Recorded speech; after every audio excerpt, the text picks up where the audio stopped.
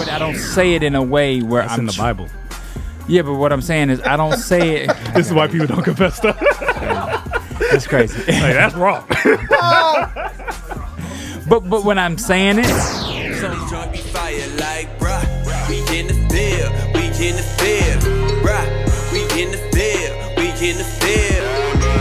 put it in work. We raising the bar. You tuned in to the Trackstarz. Yeah, back in the field with the Trackstarz. Ryan Righteous, Sean Tanner, DJ Jeremiah. What's good? all right, this episode is sponsored by the In-Access Conference going down August 10th through the 12th. You want to make sure that you're in the building, man. It's a great opportunity for artists to come out, get some professional tips and help. You see the Trackstarz will be out there. There's going to be a streaming panel. There's going to be a radio panel. So it's a great opportunity for you to come out and be a part of something great and get some knowledge for your ministry. All right, so we're going to be trying some new stuff. We put up a poll saying that we were going to be leaving Periscope soon. So we asked, where should we go? And I was actually kind of surprised by the answer. Yeah. They chose YouTube. YouTube TV won. So we're going to try it out today. I don't know if it's working yet, but I think that's dope, honestly, man, because YouTube is still everyone's favorite place to go for content. You know what I mean? Like, if you had to pick your favorite social media, Sean, what would yours be? My favorite social media. I guess it's starting to be Instagram. Mine is hands down YouTube because of the ease of use and all the different things you can do. You know what I mean? Like I can do a live video. I can watch Trackstarz back. I can stream music. You can just do so much. I think I still don't see YouTube as social media. That's the thing. That's my problem with it. Well, I think one of the good things about it is that you don't really have like a feed. That's what bothers me the most about Instagram and Facebook and Twitter is you have a feed of information coming in that you necessarily don't want to see. There's a feed on YouTube. There's a feed, but I don't have to see it. You see what I'm saying? Like I can just go do what I want to do, watch what I want to watch, and then bounce. So Gotcha. I like that. All right, so last week, I kind of was it last week? No, we weren't here last 2 weeks ago. A couple weeks ago, I teased this concept, and I wanted to kind of talk to you guys about it, see if we could flesh it out. And I said that I feel like a lot of Christians are living their life for other Christians instead of for God. Meaning there's things that they don't do or don't say around other people or publicly, not because they're afraid of what God is going to say, but they're afraid of what other Christians are going to say about them, especially artists. There's a lot of artists that you have no idea how they really talk when they're not in front of a mic. But they won't talk like that on mic or in interviews or whatever because they know that's going to hurt their brand. There's an understood. Now, the question is, what does that mean? Because it seems like there's two problems there. You shouldn't be living your life for other people, but you also shouldn't be doing things that you shouldn't be doing, period. Just like if you do this around certain people and you do this by yourself, maybe you shouldn't be doing it at all. You see what I'm saying? And I wonder if some people are living like a different life for other people instead of living it for God. So I think it kind of comes down to your convictions, right? Like you feel like some Christians are more staunch than others, right? So you feel like, okay, I know the Christian group that I can be around when I want to use Christianese. And I know the group I can be around then that won't understand that or doesn't really care for it, right? Case in point, I had my Bible study group over to my house last night, and we are not your normal Bible study. So we're in a group marriage Bible study group, right? But most of our conversation was about fellowship. How was your week? What are some things that you're doing? Da-da-da-da. We got to the part where we study the Bible, we study the Word of God, but at the same time, you know, our small group is more for the fellowship of other believers coming together, having common interests, breaking bread, all that good stuff. And so for me, I feel like, yeah, there's some things in that group that I could talk about that I couldn't talk about in front of another group just because of the dynamic of people's hearts and where they are. So to me, I feel like sometimes I do have to shield some of the things that I say, some of the things that I do, because I have Christian friends that would be like, yo, man, it's a little too much, you know. But it doesn't convict me to say those things or to, you know, do that. And I do that a lot with movies, right? movies is probably the most personal, private place in my life where I'll find a movie and I'm really into some type of genre, and I don't really want anybody else to share that with me or know about it. You know what I mean? It's not crazy stuff. It's just like, I love spy movies, espionage, war, things like that. And so I would be like, well, I wonder if people think I'm glorifying, you know, all the horrible things that are wrong with this world because I watch and you know, let those things come into my focus. What do you think? I don't know. I think the funny thing was, like, I think you gotta just be you. I mean, I think if you're saying in front of a camera, somebody's talking different than they talk outside of a camera because they're scared to lose their fan base, then I don't think they're being a true artist, to me personally. Like, you know what I mean? Like, if I think when I watch, okay, for example, when I watch Reconcile, I'm sure Reconcile probably doesn't go in depth around certain people, but at the same time, he's still authentically him. So I'm like, if you still, like, you know, I've been around Christians and they say words and everybody go, whom? Like, you know what I mean? And you just turn their heads and look at them crazy. But I don't know if that's based off of, like, theology, or is that based off of your church? Because I remember at one time the church we came out of, if you was around somebody who was doing something that your church was like, don't do that, then it's like, yo, what are you doing? You're sinning. And it's like, you're not sinning, they're doing being a Christian. You know what I mean? I'm worried because I feel like we're teaching young people, and just Christians period, I feel like we're teaching them to be more afraid of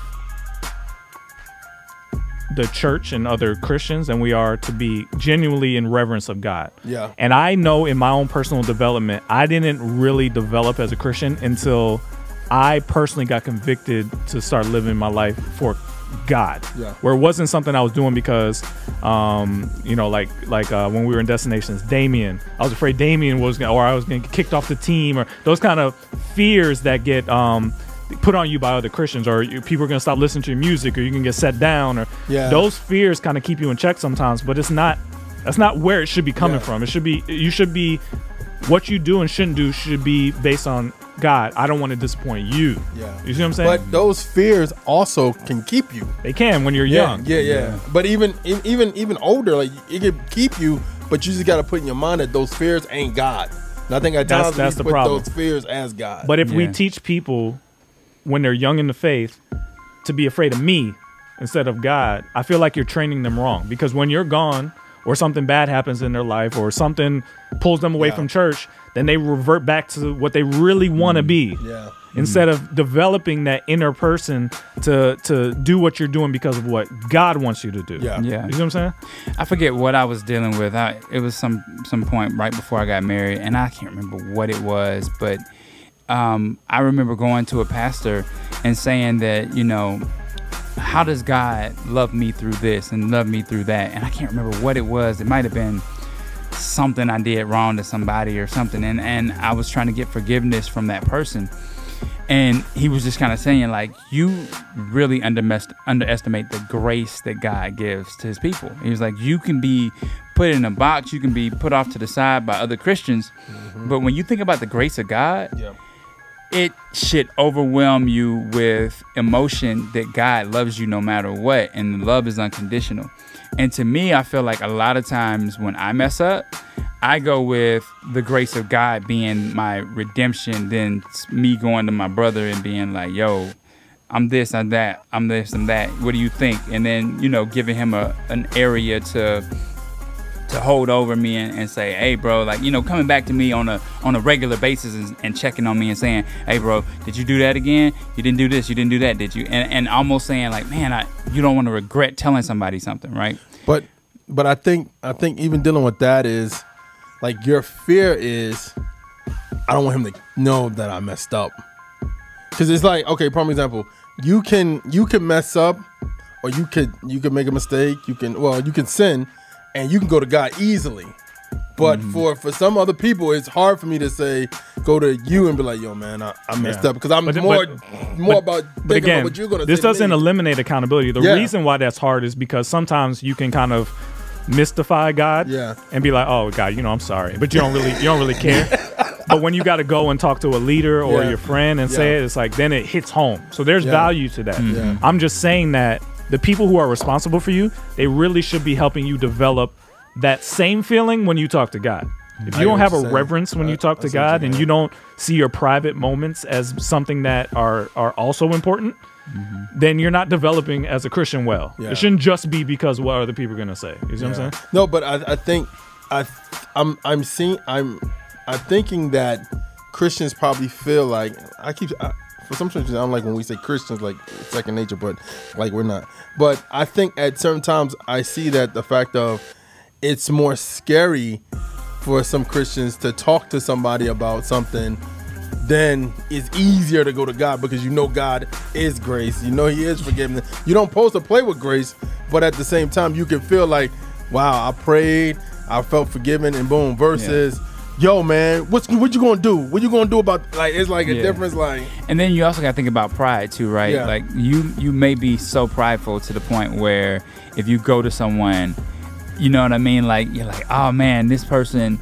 Like I was listening to some words of a rapper, and it was just talking about like I didn't want to sign another autograph or show another phony smile because they think I'm perfect, right? And so if people are revering you and they're putting you on this level of oh man, this is a Christian brother that's got his walk together, man, and he never messes up and he doesn't do this and he doesn't do that, then you almost kind of want to be like, yo, you know what?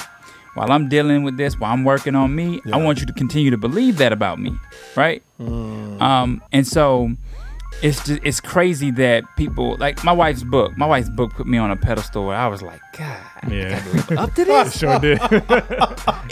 It was heartbreaking, man, because I was like, yo, we need to find this dude for real. Like bring him in here because that's not who I am. I am not that perfect person you painted me to be in this book.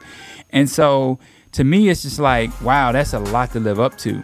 And to disappoint somebody and to, I think about that book every time we have an argument, like with the words she says. And I'm like, I can't be this husband that lets her down. I can't be this husband that, makes her feel insecure or makes her feel some type of way about herself. And I got to lift her up and build her up and edify her. So to me, it's just like, man, that's always going to be in the back of my mind, no matter where we are, what stage of marriage, how many years, and all of that. It's just going to always be like in the back of my mind. But what he said earlier should be like, I should fear God so much that I shouldn't even like you shouldn't even worry about that because you fear God more than you fear. It's almost like weights. Yes. You know when you lift weights? Yeah. If let's say you're a basketball player, right? And you see LeBron doing all his little weight training videos.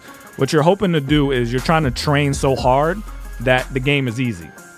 You see what I'm saying? Yeah. Like you're lifting so much weight and you're putting so much stress on your body so that when you actually have to go do the actual game, it's easy now. Yeah. You see what I'm saying? So your time with God should be like that's weights so that you never even have to worry about how your wife is going to think or what the Christian hip hop is going to think or whatever because you're in shape.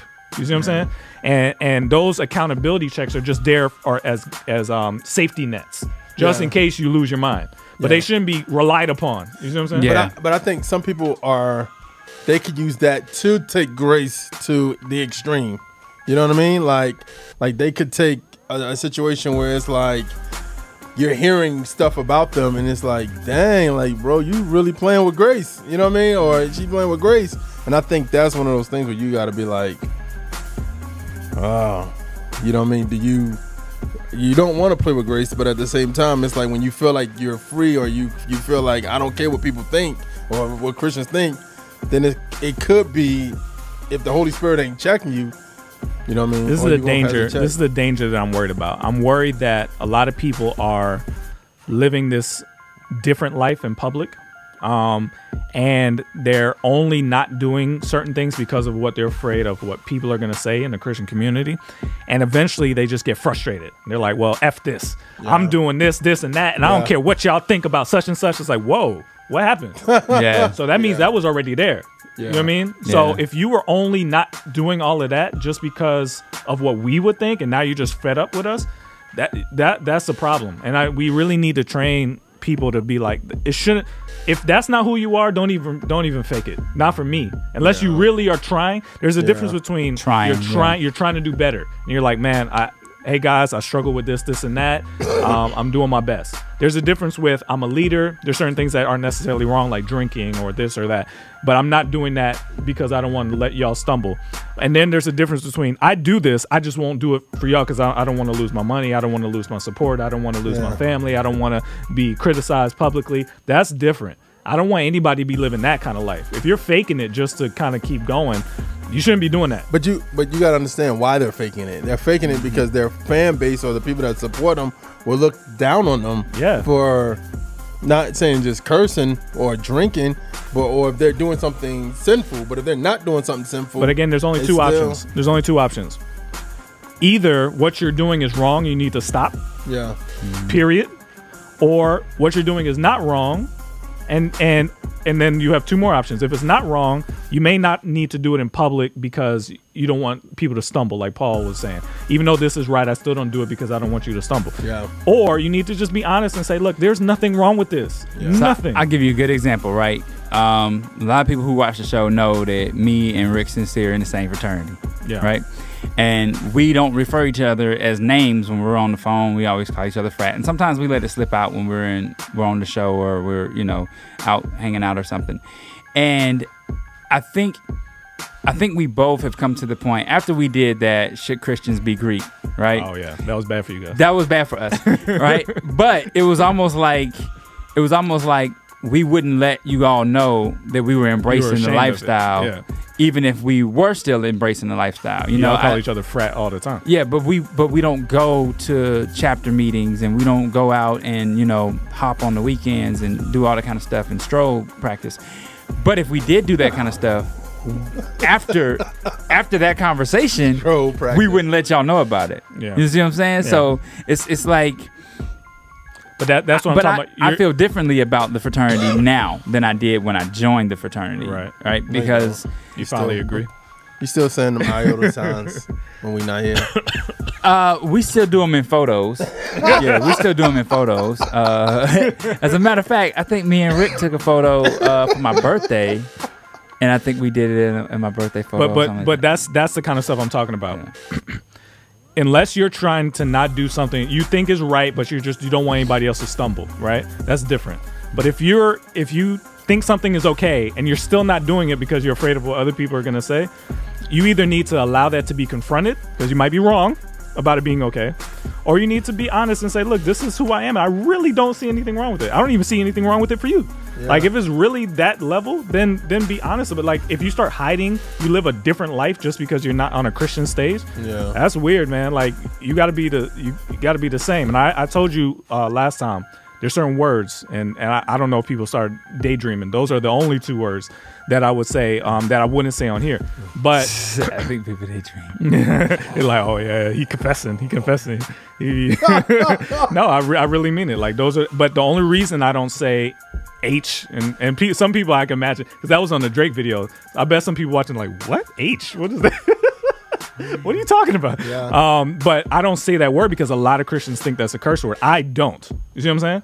So that's one of those, okay, if that's a curse word to you, this is the whole Paul conversation. If that's a curse word for you, I won't say it because I don't want y'all to start saying it thinking I'm approving of it and now it's okay for you guys. You I wouldn't say it. I wouldn't say it. I would just look at you. Look at you different. Heck.